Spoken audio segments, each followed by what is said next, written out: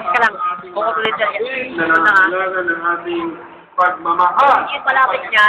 Maisaguyod ang hangaring pantay-pantay na pagtingin, nakikisugo at pagganan sa pagkatao ng bawat isa.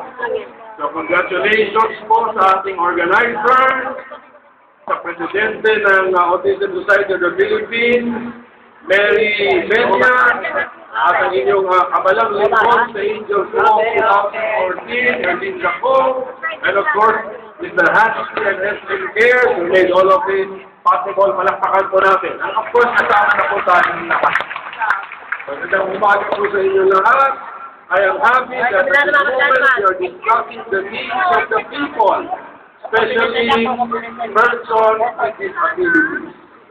Ako po ay naging isang advocate ng mga karapatan ng persons with disabilities dahil po sa aking pagiging chairman ng Committee on Electoral Reform kung saan nabanggit po sa ipakilala sa akin meron tayong pending bill.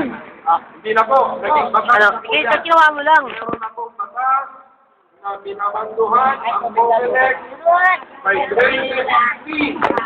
Meron na po Tawa na, pre. Sino mga? Yan. for persons with disabilities. Ito po ay dapat hindi mahirap puntahan. Nasa ground floor, malapit sa entrance ng voting center.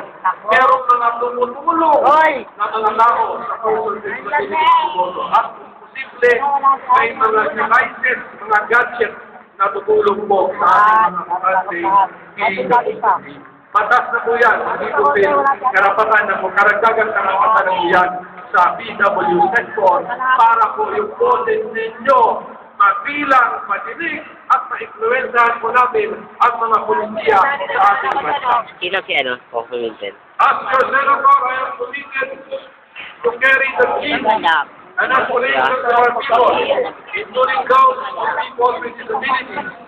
Hindi na araw eh. Eliminate all forms of discrimination against any sector of our people. And we will sustain a society that treats everybody equally, pansay-pansay. After all, our Constitution provides that citizens are equal before the law and are entitled without any discrimination to equal protection. Meron na po tayong pagkakataon